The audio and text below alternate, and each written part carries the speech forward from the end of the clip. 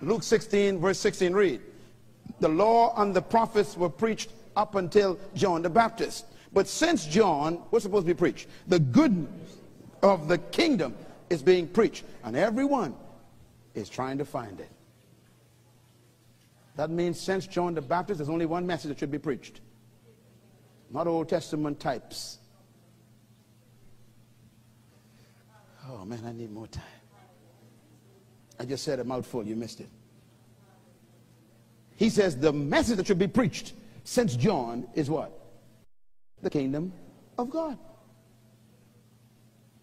We shouldn't be preaching the Old Testament types. You spend 10 hours preaching on the tabernacle, and it's already gone. The kingdom is here.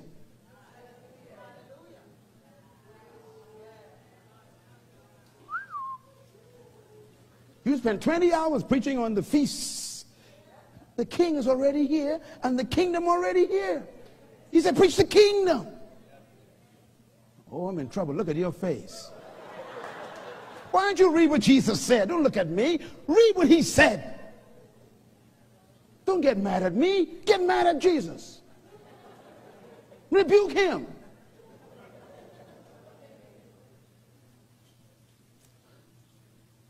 He said the law and the prophets were preached up until John. That means the ceremonial laws, Levitical laws, burning of incense, pouring of oil, crushing of all these different spices, all the rituals, putting on the cape. He said, all that finished. The kingdom is here.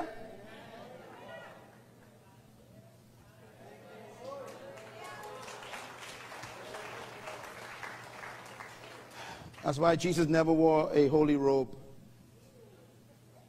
Because robes in the Old Testament represented types.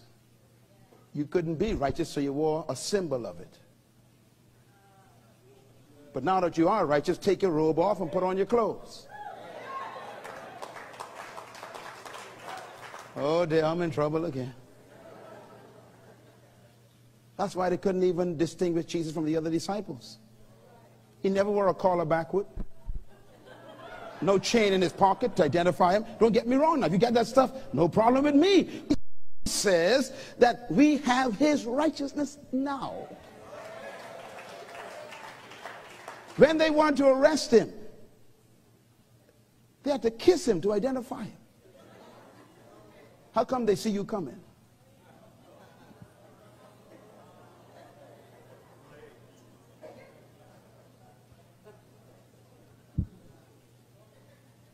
The kingdom of God doesn't come by observation. Why? Because I'm a citizen of the kingdom. When you walk up to a person, you don't know what country they're from until they start talking.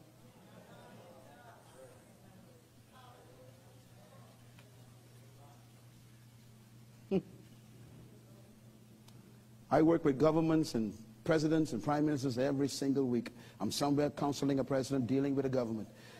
And you know why? Because I'm not a religious man.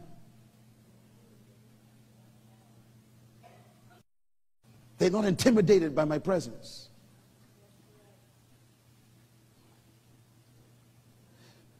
Listen, the kingdom of God is within you. It's like citizenship. It's within you. You don't wear citizenship on a badge. It shows up through your culture. That's why he said the kingdom of heaven is like yeast that a woman put in a large amount of flour, and it's worked its way all through the flour. You're supposed to influence without intimidating. Yeast is so small, so unintimidating, but when it comes into the flour is in trouble. The kingdom of God is influence without intimidation. This is the beauty of the kingdom of heaven. It's colonizing without confusing people. Ladies and gentlemen, let me put it this way before we get ready to close here. It says, when the multitudes knew that they followed him, and he received them, he spoke to them about what? The kingdom of God. How come he keeps talking about this kingdom and we ain't talking about it? And then he healed the sick among him. Luke 12:33, read. He says, do not be afraid, little flock. It is your Father's good pleasure to give you a religion called Christianity. Why don't we read the Bible, friends?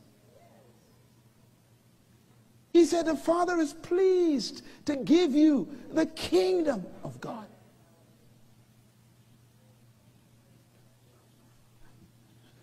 John 3, Jesus is standing before Pilate. He says, Pilate, my kingdom is not of the world. If it were, my servants would fight for me. That means the disciples would try to defend me. He said, but my kingdom is not from this world. I'm from heaven. That's my country. My soldiers fight for me, and my soldiers are not people. They are angels. As a matter of fact, he told Pilate, he says, even now, I could call 10 legions of angels, and they will deliver me out of your hands. By the way, that's a serious threat, because one of them destroyed Pharaoh's army.